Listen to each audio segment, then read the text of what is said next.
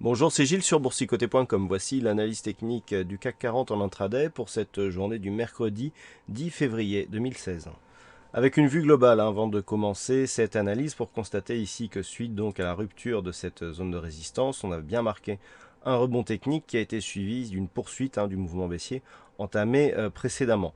Donc tout cela pour reclasser un petit peu la configuration intraday, où on voit bien ici la dynamique qui est créée par ce mouvement baissier suite à la rupture ici de cette zone de support en vert. Alors d'un point de vue intraday, on est toujours dans une tendance baissière. Je rappelle que la tendance baissière le restera tant qu'on n'aura pas une rupture d'un précédent point haut significatif à la hausse, et deux, la rupture ici d'une zone de résistance oblique baissière qui décrit la dynamique. Alors, pour l'instant, la zone de résistance, elle ne définit que par deux points significatifs. Donc, elle est sujette à caution.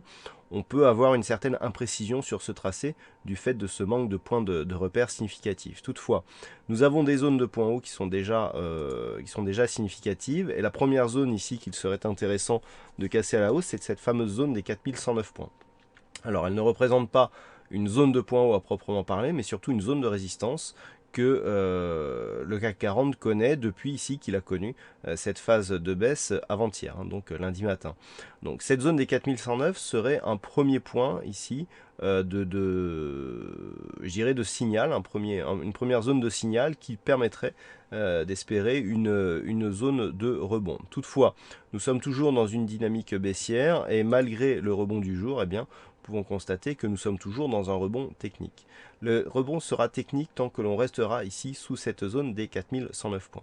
La dynamique a été initiée hier soir, on voit bien ici donc la neutralisation avec des cours qui étaient dans un premier temps sur une forte dynamique baissière ici constatée sur l'attaque ici de cette bande de Bollinger inférieure, phase de stabilisation sur cette zone de nouveaux points bas significatifs à 3953 points comme zone de support, rebond technique ici avec oscillation neutre autour de la moyenne mobile 20 exponentielle.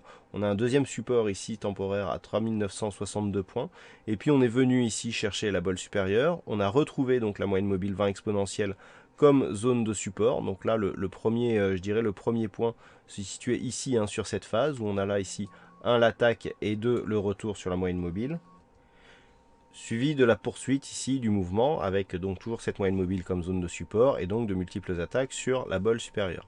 Nous avons quitté donc la bolle sur la fin de la dynamique, on le constate bien ici avec ce RSI et ce stochastique suracheté, le MACD ayant changé de sens, eh bien on a une petite phase de consolidation. Ce qui est intéressant de constater, c'est que la consolidation, elle se fait d'une manière horizontale au-dessus d'une zone secondaire de support à 4076 points.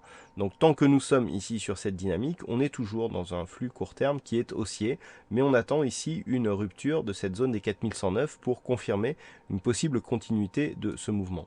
Alors, d'un point de vue un peu plus global, donc on voit bien qu'une rupture ici de cette zone des 4109 pourrait mettre un test assez rapide sur cette zone ici qui sera cet après-midi autour d'entre 4150 et 4160 points.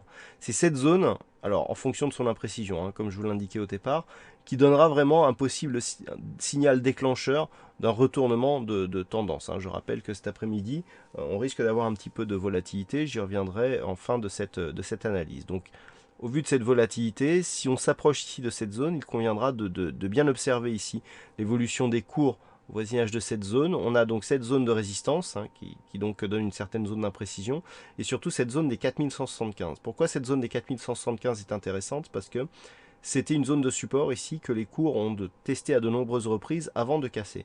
Donc tant que l'on reste ici sous cette zone des 4175, on ne peut pas parler de retournement. Puisque si on vient ici mourir sur un mouvement haussier sur cette zone, eh bien on aura juste transformé une zone de support en zone de résistance, et donc ça appellera à une poursuite du mouvement baissier.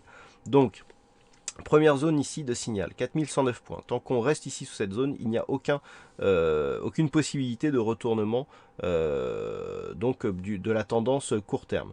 En cas de cassure, on surveillera ici une zone allant entre 4150 et 4175 points. C'est vraiment sur cette zone que tout va se jouer si tant est que les cours viennent tester ici cette zone. A l'inverse, la tendance pourrait fortement se dégrader. Si on n'arrive pas en cas d'une consolidation, à préserver cette zone des 4037 points. Cette zone qui était support ici, qui a été testée, avant d'être résistance, avant d'être cassé, on a retrouvé ici un petit point de contact hein, sur cette phase. On voit bien ici l'alternance. Hein, en court, très court terme, ça se voit très bien.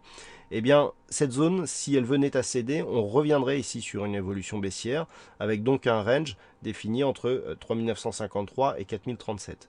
Donc, pour schématiser, pour cet après-midi, tant que les cours vont évoluer entre 4037 et 4109 points, on sera dans une neutralisation court terme. Peu de choses à attendre ici dans cette zone avec un directionnel donc de suivi de cette phase court terme qui sera atténué. Sous 4037 points, il y a dégradation de la dynamique court terme avec risque d'un retour sur les points bas significatifs et au-dessus des 4109 points.